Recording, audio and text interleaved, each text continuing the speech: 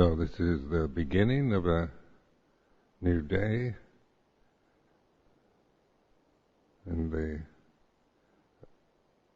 just reflecting on the most obvious, such as the beginning and the ending, like morning, evening pujas, for me are that reflection, even as just convention, of monastic form, is noticing the difference. And the beginning is like this, and the ending is, when that happens, then you're aware of it as a sense of the end of this day.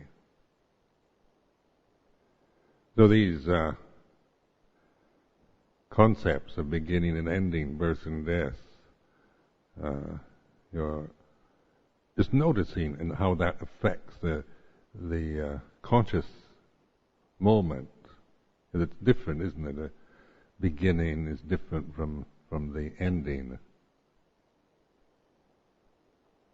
And of course that's reflecting, isn't it? It's noticing the kind of mood or state of mind or the way it is as each individual is experiencing that. So I can't say how you should experience a beginning or an ending, but just pointing to this is to notice these subtleties that become just modes of operation, perfunctory habits that we do throughout our lives, but really never look at or pay attention to in the terms of the reality of that.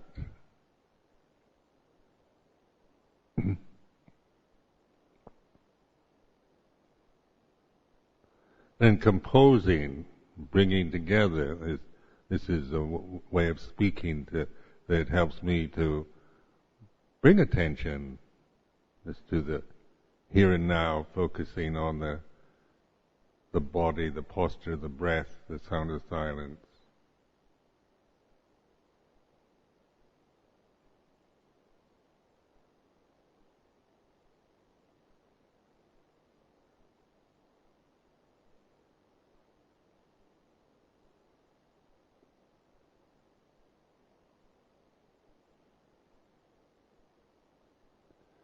So, for me, the birth and death, beginning and ending are the same thing.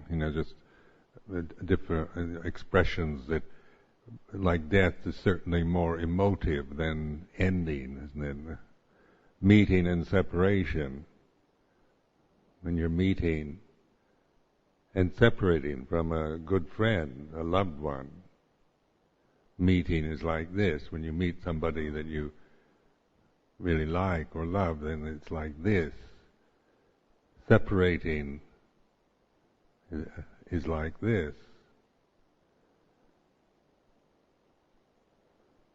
And just noticing this is what life is all about on the conditioned plane, isn't it? It's all about coming together, separating, beginning of a day, ending, breathing in and out, sitting, standing, walking, lying down, being happy, being sad, and all the kind of various words that we use to describe experience. Because experience of the conditioned realm is infinite in its possibilities, in permutations and variations on condition qualities, quantities. And we have like a macrocosm, microcosm. These are kind of New Age terms, but macrocosm for us is like God, or knowing everything about everything, the vast details of the changing universe is too much for one human being to manage, isn't it? We're not capable on that level to know everything about everything. Though in modern life we tend to specialize in science and in education and so forth. We have to maybe take one little aspect and concentrate our attention on that. So the human individual trying to be God, know everything about everything, is inevitably going to fail, because the limitation of the human form doesn't allow for that perspective. But microcosm, this we can manage. Just these 5 khandhas, 6 senses, and the experience that we have through our daily life from birth to death. This we can actually keep perspective on. We learn from this. From the way it is within this microcosmic form, this position, incarceration in a limited human form for a lifetime.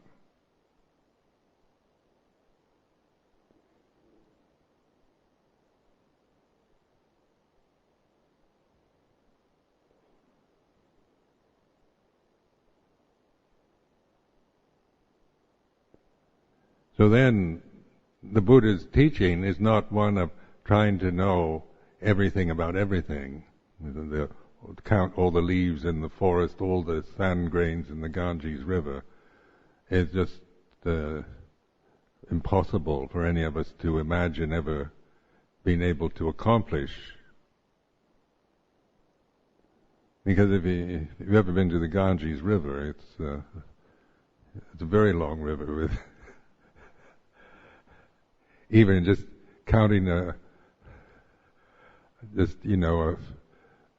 square foot of sand in the Ganges River would be beyond our ability.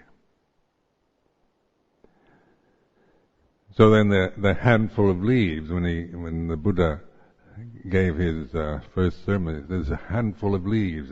It's not very much. It's not all the leaves. But if you understand this much, then you'll understand the rest. So it's the pattern, isn't it? The relationship. The simplicity of the relationship of the unconditioned and the conditioned.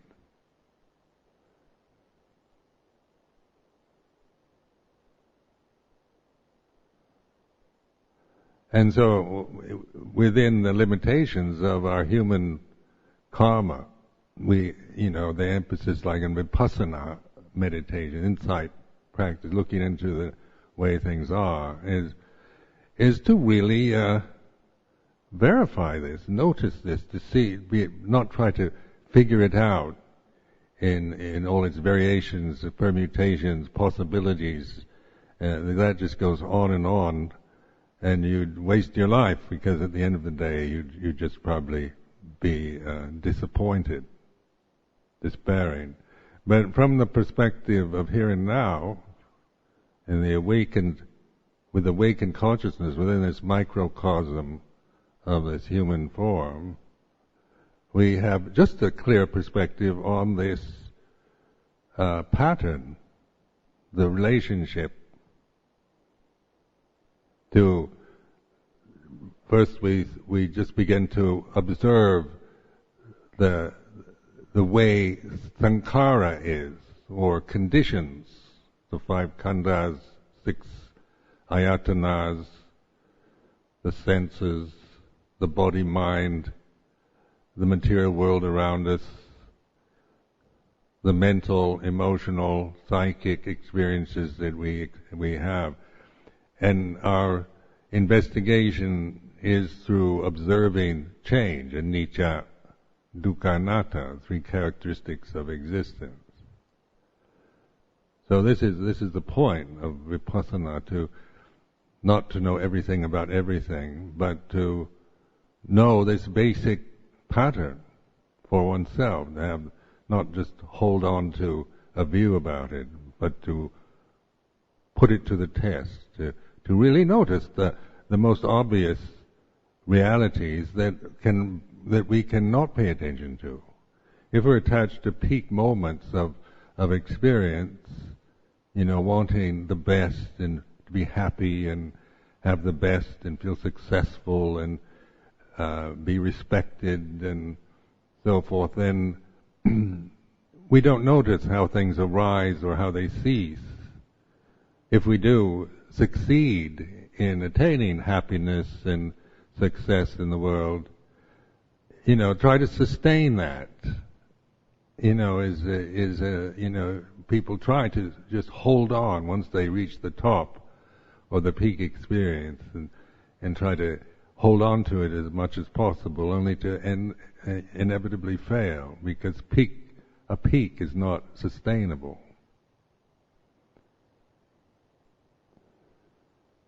So if you're contemplating and reflecting on impermanence, then the beginning, the ending, the birth, the death, the coming together, the separating, these are all just kind of ordinary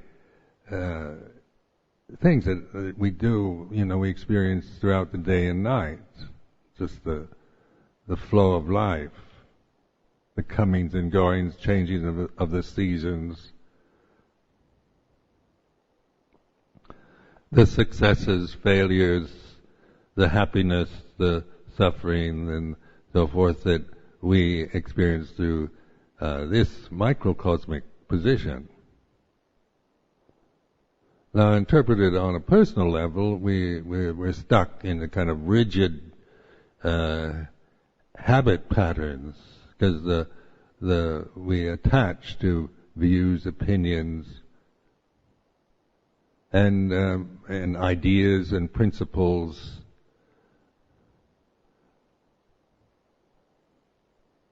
And we don't see what we're doing. We might be attached to the highest ideals and most profound principles, but that's the attachment is the problem, is the cause of the suffering, is the origin of suffering.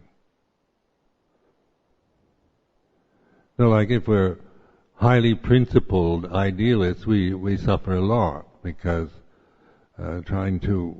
we feel frustrated by the way we are individually, the way, the thoughts, the emotions, the habits that we see in ourselves can only be judged from the highest standards. And then we do that with each other. We judge the people around, the society we're in, the world that we live in, always from the ideal.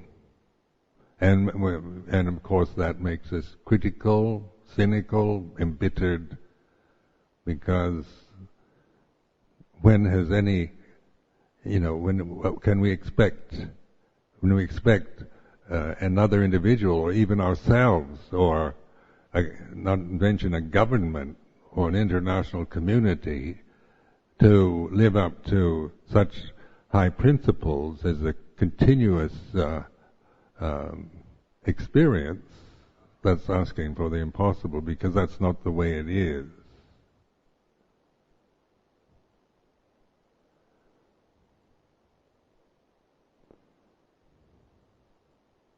So that's not a cynical statement, it's just pointing to reflecting on experience, that to have eternal spring and eternal happiness and security is certainly it's a beautiful ideal, where everything is as it should be according to ideals. But that's not the way it is.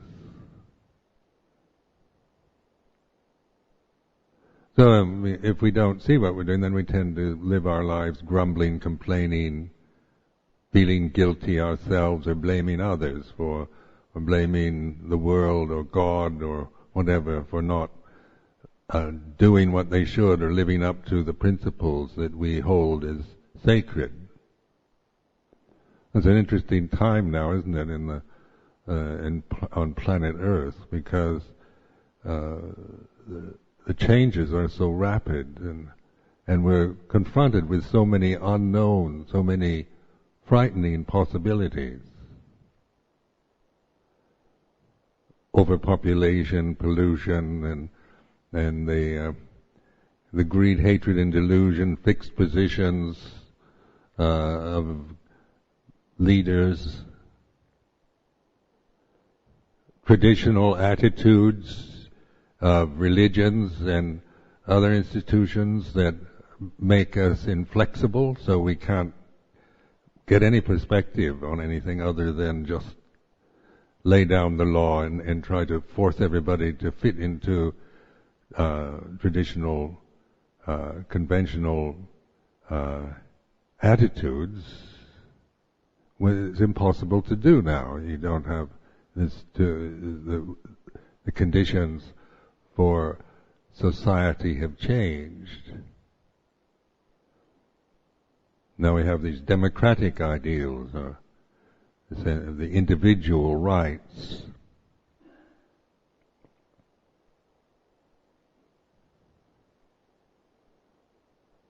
So then the desire, isn't it? You see the fundamentalists, people wanting to go back to a time that they imagined everything was much more safe and secure, where you could keep things under control and preserve your own group, keep it, so that it doesn't get mixed with others, or preserve your culture and your institutions. And then that leads to all kinds of resistance, genocides, hatreds, fears run rampant on the planet at this time.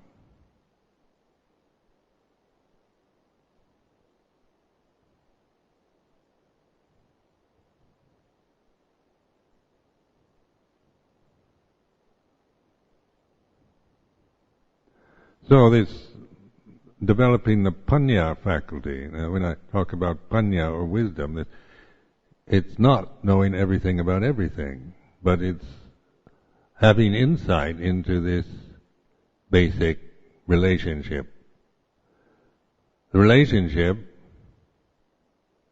then is that conditions arise and cease. Sape sankarani cha. The unconditioned, you can't objectify. Like a condition is always possible to see as an object, such as your body, your emotional experience, thoughts, things that arise and cease, that are born and will die. But the unconditioned, the amata dhamma, the amaravati, this you can't see as an object. So when we can conceive it, we have words like unconditioned or amata dhamma.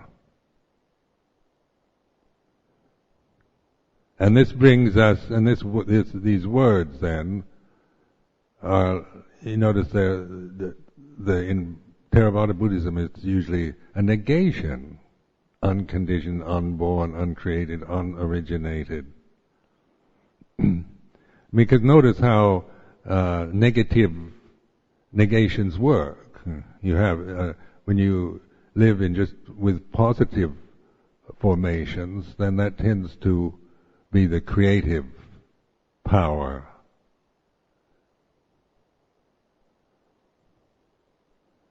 But the negation isn't, it can be seen on the dualistic level of thought as annihilation. But in terms of amata dhamma, the mata dhamma is not a negation of anything. It includes everything. So our relationship to the conditions is inclusive, to include them rather than to pick and choose and be caught in preferences, likes and dislikes. And this is from the microcosm of this moment, of just being aware of what pleases, displeases, beautiful, ugly, attractive, repulsive, feelings of inspiration, of depression, and so forth are like this.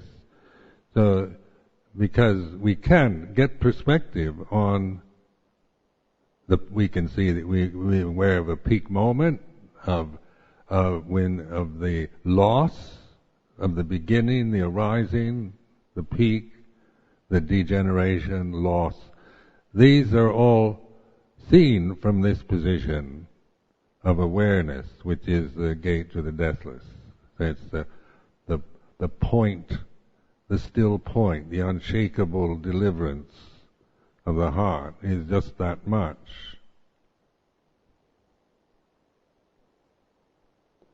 So when you're aware, then you're actually that, the awareness itself. You don't, before you become a person, a personality, a monk or a nun, a man or a woman, or whatever.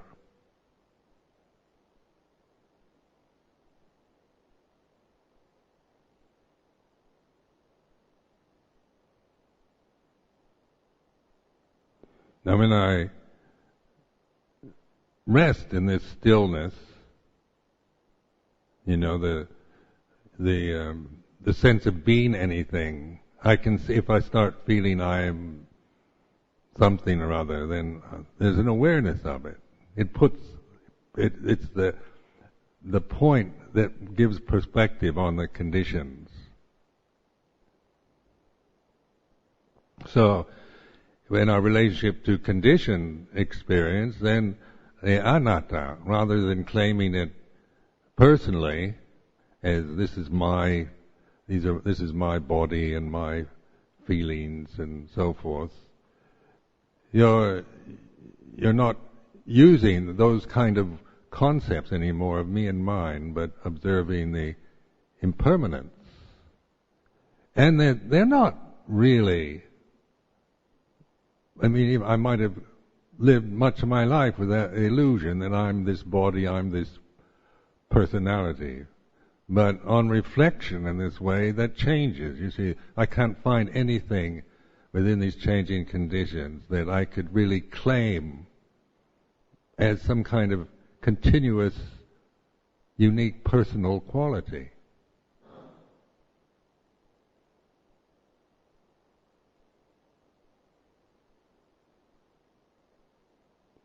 So this awareness then is the only possibility for liberation from these limitations. Otherwise, we're kind of helpless victims of our conditioning.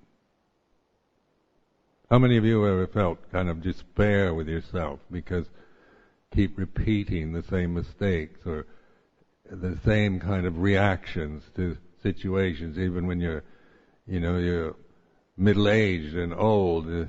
You get caught in the patterns you developed when you were a child, emotional reactions and prejudices and biases and assumptions.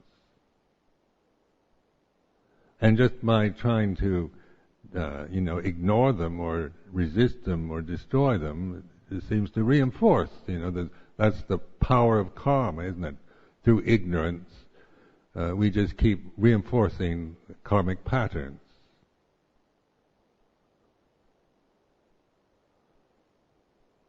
So you get your kind of basic conditioning in your childhood, adolescence, and if you don't wake up and really investigate and look into the way it is, then one becomes more or less limited to those reactions till you die.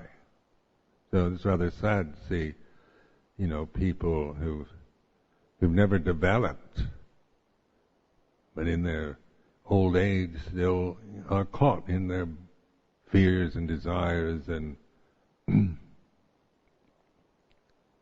obsessions. So we become victims of the condition. We make ourselves into victims.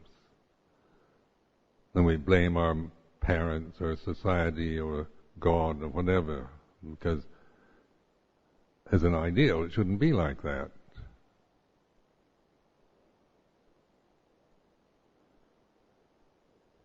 So the unconditioned is not an ideal. Try to idealize the unconditioned. It's very hard to say anything about it.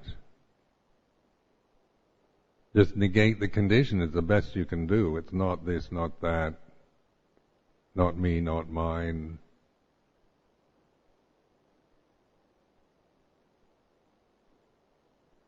And that is a way of reflecting in order to break down, to kind of check out and look closely at things that resonate very much as me, like emotional habits. I found the emotions are most difficult. Emotional habits of happiness, elation, depression, fear, anger, lust, all these kind of conditions that arise are so strongly have this sense of me, I'm this way, this is my problem, I'm like this.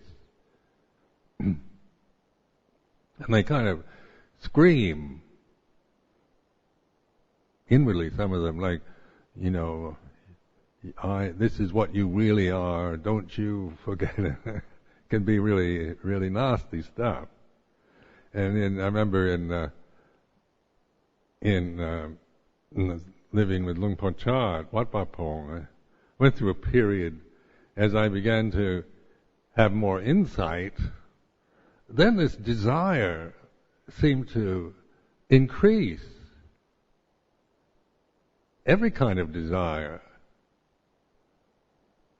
So it was like, it can be kind of really daunting and overwhelming. And internally there's this kind of inner voice saying, I want to live.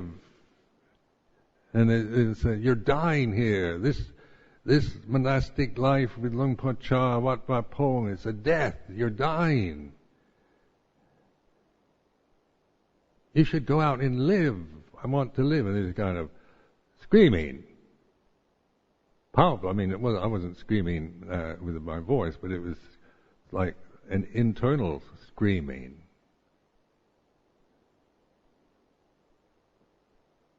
Because in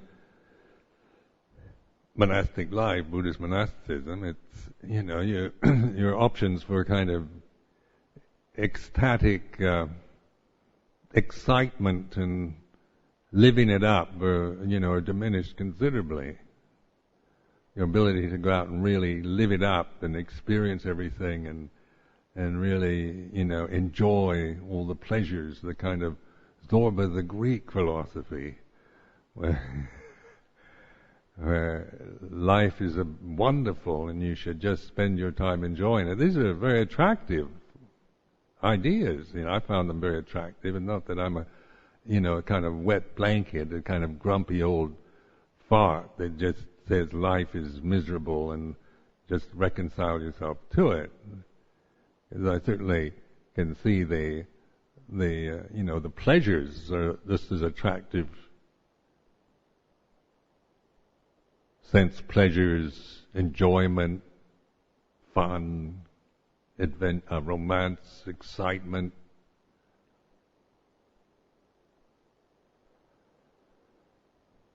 And it was interesting to see how the more insight I had, sometimes these kind of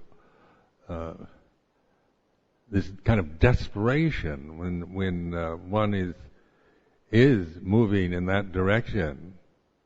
Sometimes the momentum of emotions increase.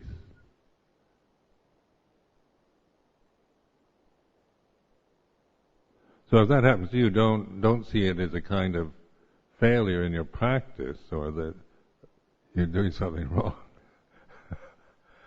But it actually is can be even seen as a good sign. Desperate attempts, desire to take you over. to delude you.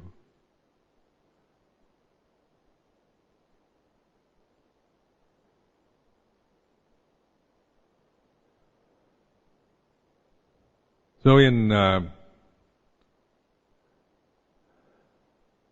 but then, even though that was going on, I didn't really believe it either, because the power of awareness was increasing. I was trusting it more and more, and I didn't trust that kind of obsessive demand.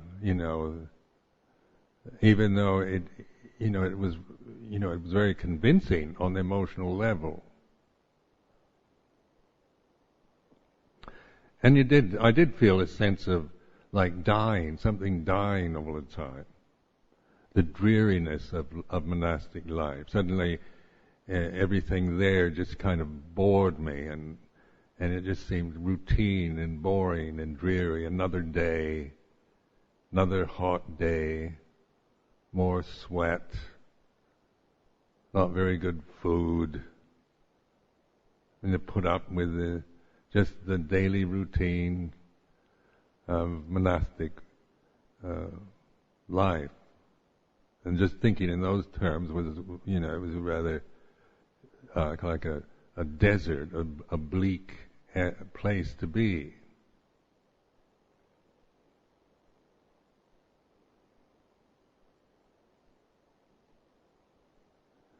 But then it's through that, being able to reflect on that I put my faith.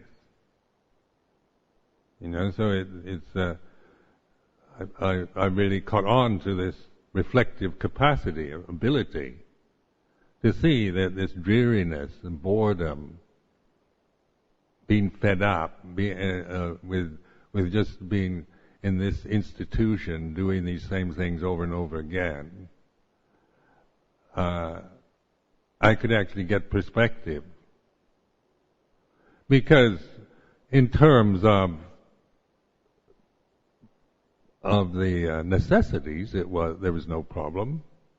For requisites, Dhamma Vinaya, all this was there. There was no lack, no kind of anything wrong on that level.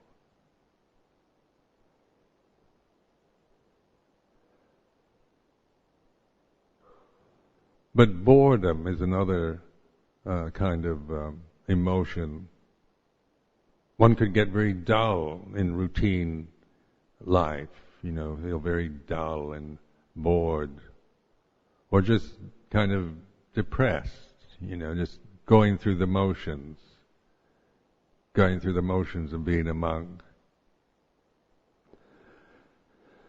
But these are also important mental objects to recognize. That this awareness of that feeling. Boredom is something to really observe. Not try to just get out of it by doing something exciting, but really investigating this kind of dreary state, and bored, fed up. And changing from just being caught in going along with it to putting it in that perspective from the unconditioned awareness, observing that it is a condition that is arisen, not the ultimate reality. Just being able to put that in that relationship is not getting rid of it, not trying to liven myself up or make my life more exciting or take it personally, but to use even the dullness, the dreariness, the restlessness, the boredom that one experiences as a human individual, in order to see that in terms of Dhamma. So seen in terms of Dhamma, seen sape sankarani cha, all conditions are impermanent.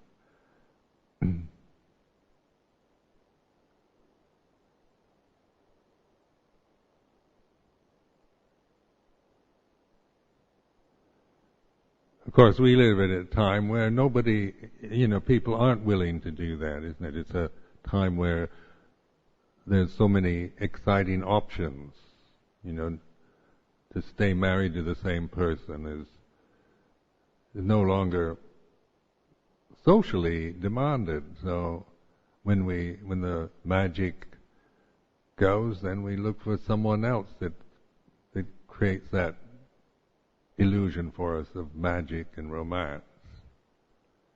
Because living with the same person for a number of years gets boring. Just living with yourself is boring.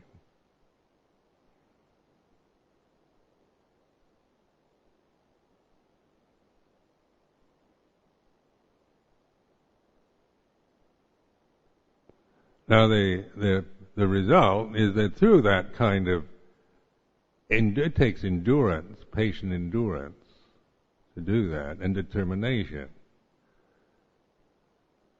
Like one thing I've never lacked is determination.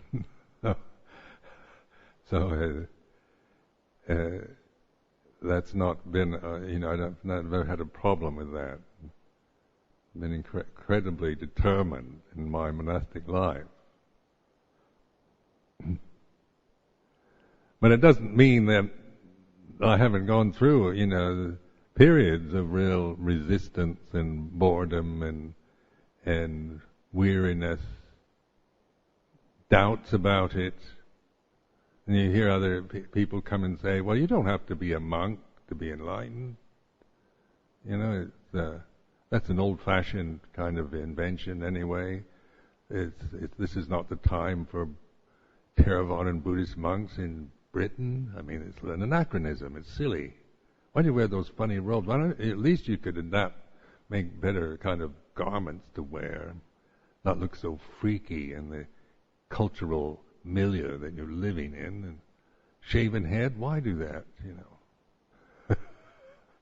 And it's all reasonable stuff, and I agree with a lot of it. I find the robes a bit, they're not the easiest things to wear, and not that I'm attached to these robes, as it has to be like this or nothing else. But what I'd rather do is look at my own reaction to it, so using the form and the tradition, not trying to kind of just make it into so it fits my ideals or what I think is suitable for this climate and this country, but to use it for reflecting on the emotions, views and opinions that arise on a personal level, putting them in that perspective.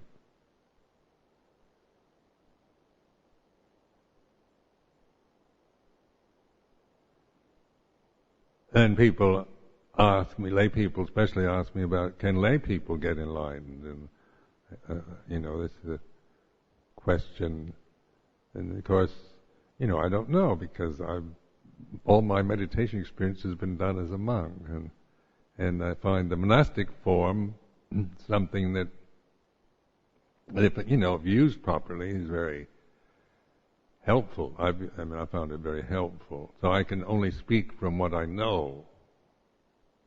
And I can speculate, about what I don't know. So, enlightenment in this sense isn't some kind of, fantastic world-shaking experience as it's often portrayed. But for me, it's the recognition of this awareness and developing that, really knowing, totally trusting in it. And since I'm not a kind of faith type person, the trust in this awareness has been developed over the span of my monastic life. It's increased, as I put it to the test through the trials and tribulations that I experience as a Buddhist monk, living in Thailand or England or wherever.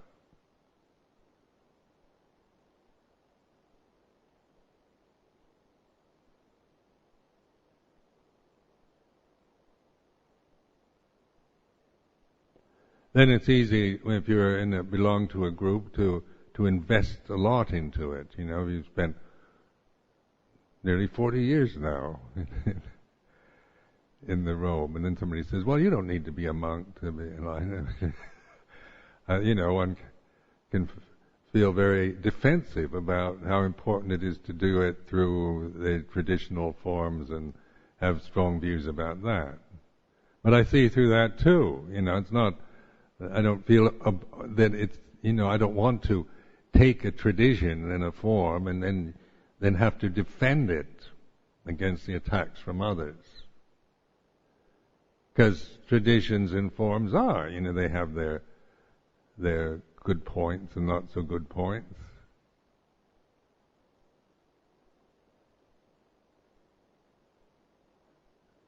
But I watch that, the tendency to want to defend it. To defend Buddhist monasticism, defend Theravada Buddhism against those who criticize it. So that's a personal reaction, isn't it? It's wanting to feel obliged when somebody criticizes Amravati or the monks or the nuns or the Thai forest tradition or the Vinaya or things like this, to feel, I feel this kind of personal reaction to want to defend. Now that's something I can observe, wanting to defend what the conditions that I've used or invested in my life. So it's more important to to observe that, and to follow it. When I see myself get into defensive mode, that's not a peaceful mental state for me. If I just operate on trying to justify my life and defend these conventions, then I, it is not being attached to those views is not peaceful, is not liberation.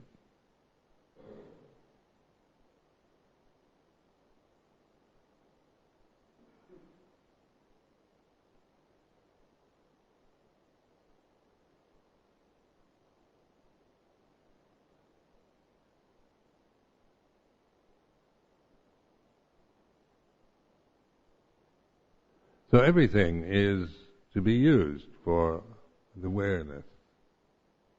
The one's own criticism of the conventions, of the form, of the institution, as well as the defensiveness one might feel when the attack comes from outside. Because what I trust in is not in the convention as an end in itself, but in the awareness. The convention then is used for awareness, rather than as something that I have to use in order to become aware. So that's a difference, isn't it?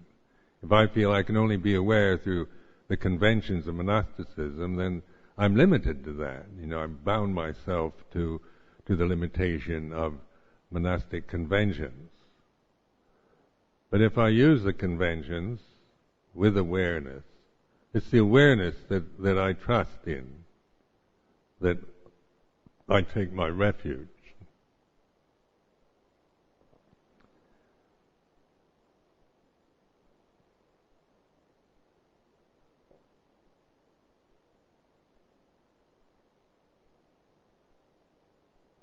Now if you have ideals only to operate from, then they're not conventions, but they're kind of perfections of creation. An ideal is, you can think of the very best, and it's an ideal. It doesn't really, it's kind of perfect in itself. So it's not not something that has any flaws or defects in it. But it's the attachment to ideals that is the cause of suffering. Upadana.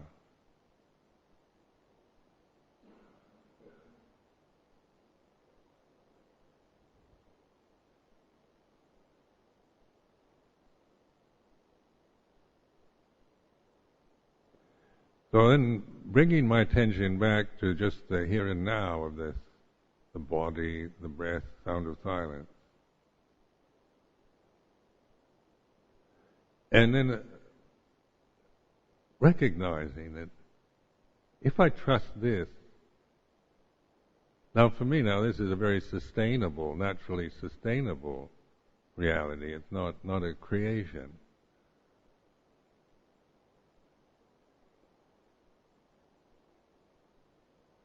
So it's like bringing your attention to the here and now. You don't create that, do you? You don't create here and now and all that. You might grasp the idea and then try to be someone who's aware here and now, but that is self-defeating. This is an imminent act of trust. It's this much. I hear the resonating, vibratory sound of silence, being with the breath, being in a state of attentive, poised attention in the present.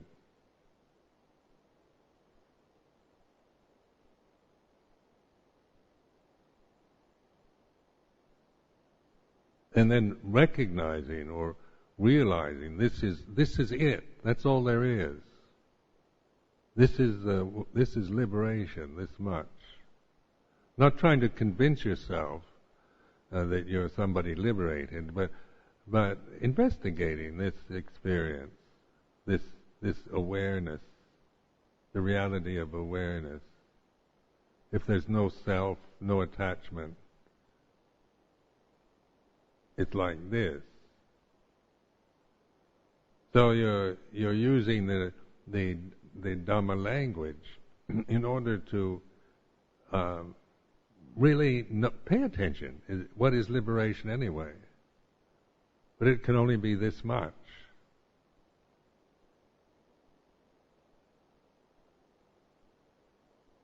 That liberation, enlightenment, nirvana is very natural. It's our natural state of being. It's before we become anything, become a person or a man or a woman or anything else.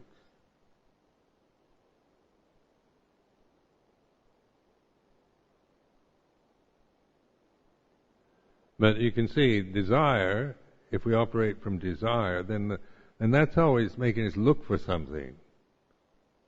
So we aren't here and now anymore. We're doing something now to get what we want or get rid of things that we have now that we don't like. So that desire always has this, it's looking for an abiding place, for a womb to get reborn into. On the Tibetan Book of the Dead I read years ago, and some of the Tibetan imagery is rather interesting about the desire, always looking for a place to be born, like a womb of some sort, an object or any place. And they say, when the individual dies, the first reality is the bright light. Purity, in other words, pure presence. But that the individual might not be prepared with it. It just frightens them, so they go and search for a thing that they're familiar with, go to various levels of the bardo to find a place to be reborn into. So you might, if you've lived your life very heedless, foolish way, you probably look for anything that you're used to, which might be a very low level of rebirth. Who knows? You could jump into the womb of a donkey or something.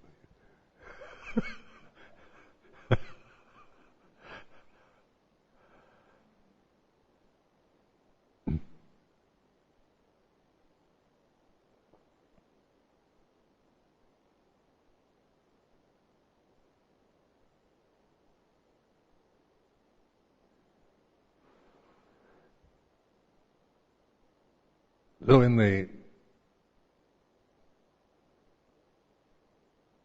this pure light, or pure awareness, isn't it? Awareness is consciousness, isn't it? There's consciousness, there's light, there's stillness. You know, and you're going around looking for light, being conscious is light. And I remember experimenting with this one time, and shutting myself in a dark room where there was absolutely no light at all, you know, not pitch black. And just investigating now, I'm opening my eyes, and I'm looking, I can't see anything but darkness. Look, wherever I see, you know, it's just dark. I can't see any detail, any of the furniture or the window or the door, anything. Can't even see my own hand when I put it in front of my eyes. And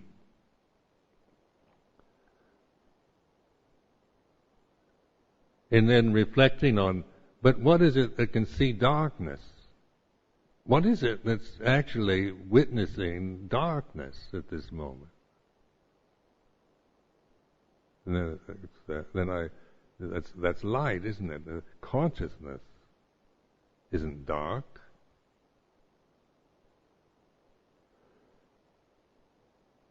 But if I get caught in like dark and all, you know, as a symbol for evil, or it's ignorance, it's you know, because in the darkness you can't see anything, and anything might be possible. You know, if you have a superstitious mind that's frightened of ghosts and spirits, or that, you can imagine in the dark room all kinds of things in that darkness. Possible, isn't it? Because there's no light, you can't see, you know, into the corners of the room even. So in that darkness there could be anything: ghosts, spirits, devils.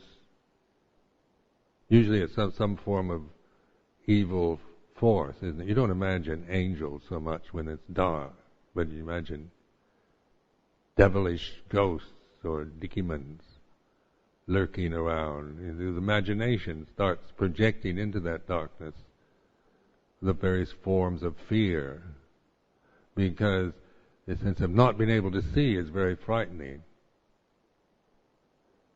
But then, just lighting a candle in that dark room, suddenly there's enough light, just one candle flame, and I can see, you know, oh, there's nothing here.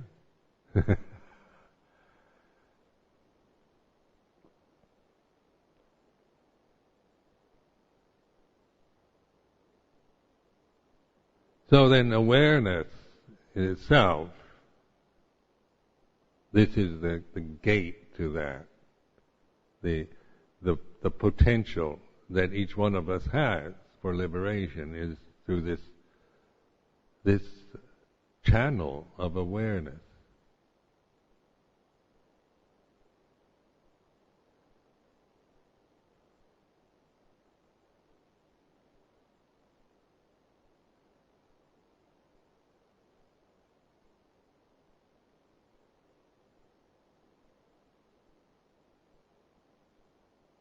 So then cultivating that is throughout the day and night. Cultivating the bhavana, meditation. These are the words, you know, that in Pali, bhavana means developing the Eightfold Path, or the Fourth Noble Truth. So this recognition of awareness, taking refuge, recognizing, realizing it, then it's self-sustaining, because you don't create it. It's not dependent on conditions supporting it. So wherever you go, you know, it's always here and now, no matter what the conditions around you might be like.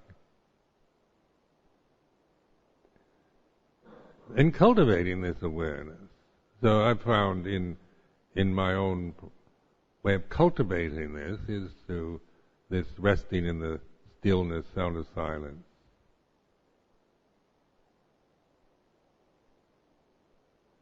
And really bringing it, being fully conscious of it. And it stops the thinking process, for one thing. You can't, if you really recognize the sound of silence and stay with it for very long, the thinking stops. I mean, the kind of wandering type of thought, just being carried away with the wandering mind, will cease. Noticing that, just the stillness, the self-sustaining stillness. And my relation to that stillness, of course, is as my karma arises. So I can forget it, get distracted, get carried away. But once I really recognize it, realize it's this, then wherever I'm in, no matter how distracted I might get or deluded I might be in the moment, I remember this, the stillness, and then I recognize it. It's always here and now. It isn't dependent on everything around being still.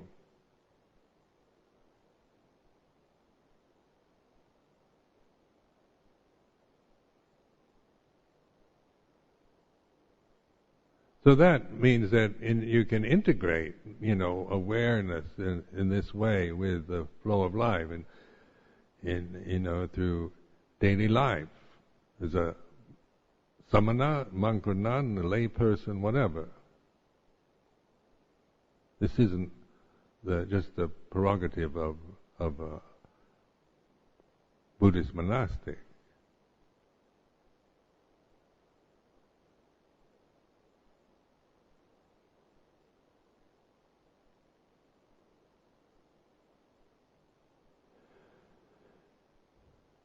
So it's, even though I said this many times over the years, like wanting to keep reminding myself as well as you of the value of this. Because it's so easy to get distracted. And if you've not really insightfully recognize the value of this awareness, then if you just see, well, you have to use the sound of silence, and I can't really hear it, and have to go to London and probably be distracted, and on like this, then you're not really valuing it. You're kind of maybe going along with what I say or grasping the words that I'm using. But I'm not asking you to do that. But what I'm saying is merely to encourage a determination to use this simple way of the Buddha.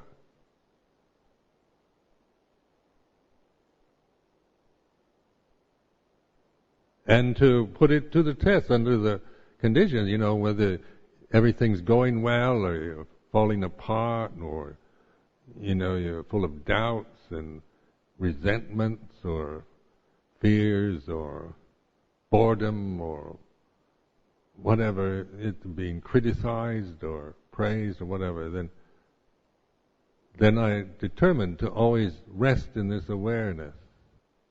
So see the flow of life more as opportunity than of seeing life as an endless series of obstructions.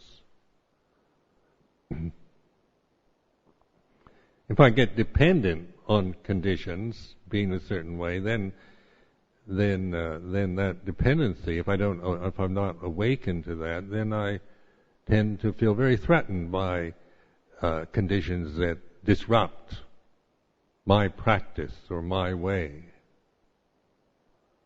I see the outside world as a threat. Other people who don't, who don't agree with me as a threat.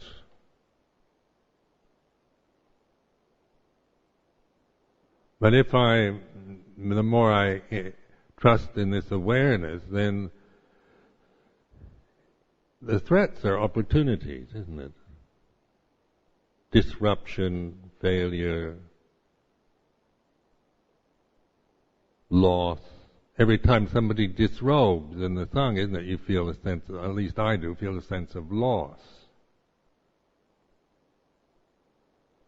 Because there's quite a strong bond, actually, amongst monastics. It's you're kind of together in this kind of effort, using the same convention.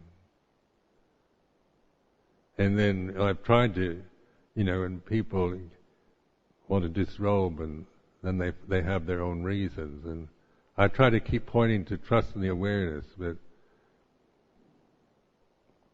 they don't want to do it.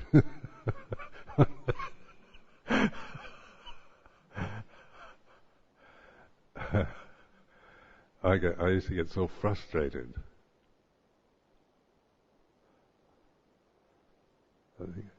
This is, wanting to disrobe is just another condition that arises. Or falling in love with somebody, just another, a condition that arises. These are, not to put it down as, some people will criticize me for dismissing falling in love as merely a condition, but it is. Try to sustain that feeling of romantic love, and you can't sustain it. It is exhilarating, one of the more pleasant kind of experiences of life, I admit. But it also is very impermanent.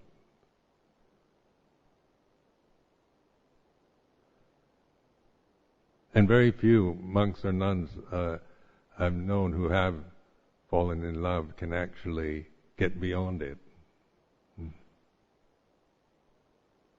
But some can. And it's this determination, isn't it? This really noticing, this is it, this awareness.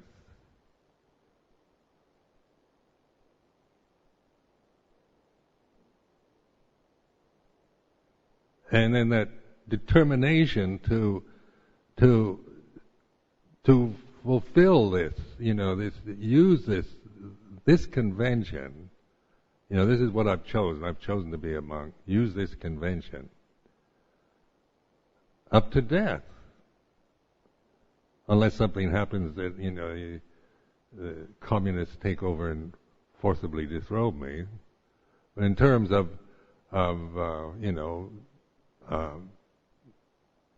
intention and determination from this point is, it's served me well for 40 years, so I'm not about to abandon it.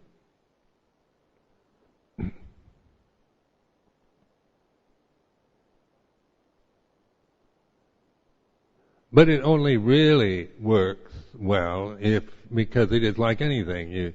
It has its, you like it and then you don't like it and so forth. Like any condition, one's emotional reactions to it can vary.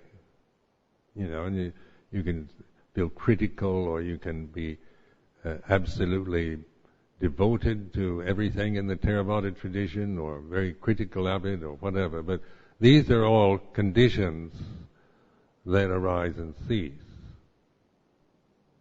I don't trust that. I don't try and trust all my critical tendencies, because I know that I can be very critical. I'm trained, I'm conditioned to be a critic, to really be aware of what's wrong with me or you or the situation. The modern education conditions us to be critics, be critical of things, which is fine, but as an end in itself is rather dismal to just live in that realm of finding fault with everything. So,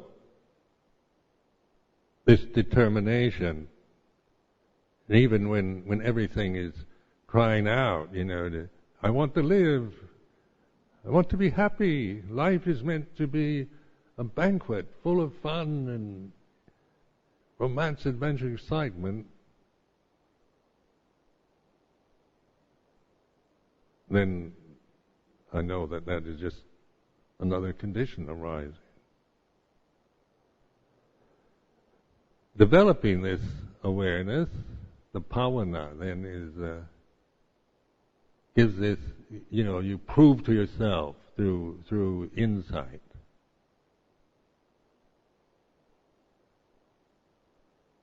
that this is just this much.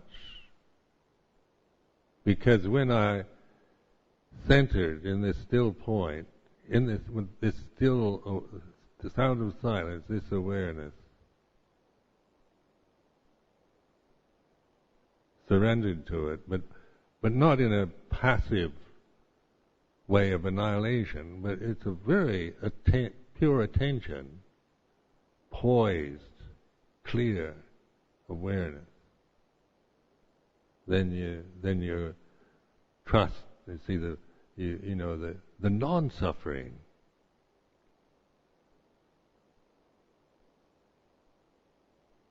The way of non-suffering then is the reality of the Fourth Noble Truth, the Eightfold Path. So in this teaching of Four Noble Truths, it starts with there is suffering, the Fourth Noble Truth, the way of non-suffering.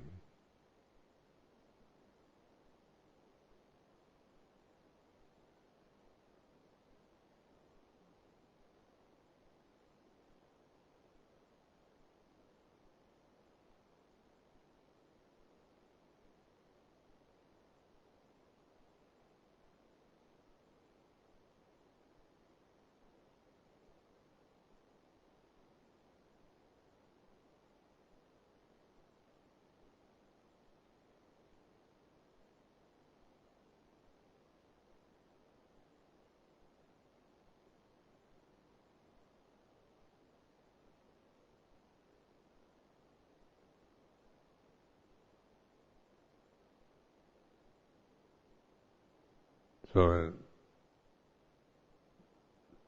this encouragement and this winter's retreat, I find these times very, just to have so much time that's available, without a lot of busyness is greatly appreciated. Because for you to really develop the bhavana aspect.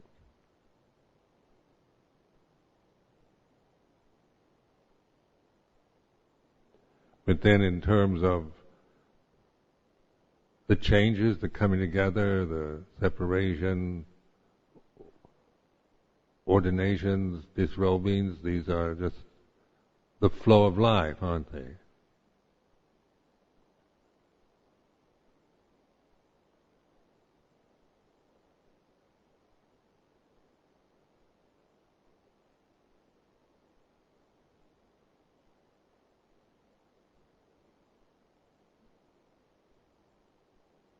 So in my own experience, like when somebody disrobes,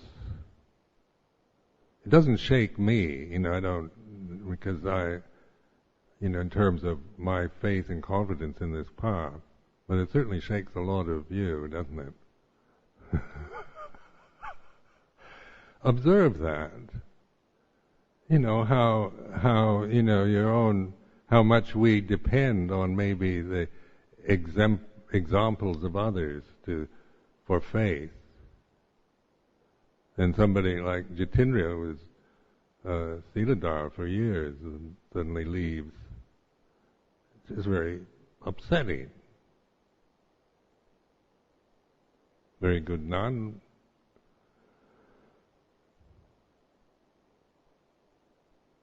And so then, if you don't have this confidence in the path, then of course you think, well, will that happen to me when I 40 and suddenly, lose the, want to leave and, then other options, you can do it as a layperson just as well, and, why not try that? Might be more interesting. But for me, this is the whole point, isn't it? To see that, the doubting, the tendency to be caught in doubt or despair or disillusionment. This is part of the the Dhamma, being able to reflect in the still point. Then I can embrace all those emotions, sadness, disappointment.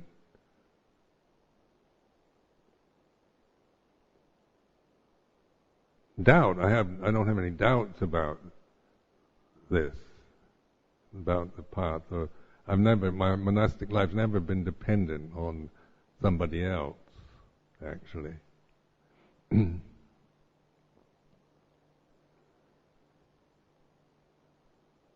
I used to question, what if Ajahn Chah, when he was alive, what if you used to hear in Thailand reports of monks disrobing or gurus, famous swamis or that, being caught in some scandal and idols falling off their pedestals and so forth. What if all my idols fell off their pedestals? What would I do? Would I, if Ajahn Chah suddenly disrobed and married a rich woman, would I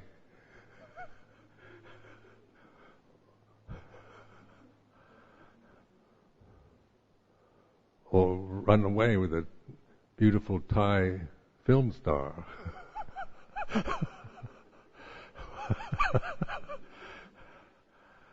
Would this, that would be sad, but it wouldn't have shaken my faith,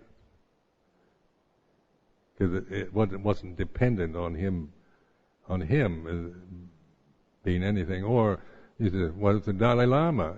What if they all said, Buddhism is just a waste of time. It's a farce. It's I'm just wasting my life being a monk, and I think I'll become a Christian. And I used to present myself with these kind of possibilities.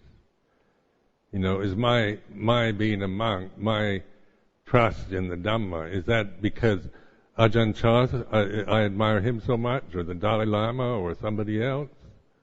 Is it dependent? And if they failed me, would I give up? And I realized I wouldn't. And this is where it's like a budget tongue. It's know it for yourself. It's to realize this, each one for themselves, so that the strength is from within and not dependent on the changing conditions from outside.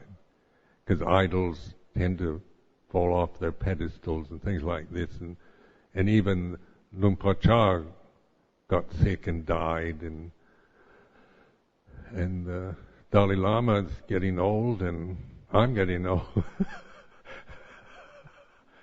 And at the best, he might, whenever they're going to die, but so that you do see the coming together and parting on that level of sankharas. So idols, as beautiful as they might be, are still conditioned phenomena. And so this strength from within is not idealistic. It's not an idol. It's reality. And it's strong and embraces life. It's not a life-denying critic.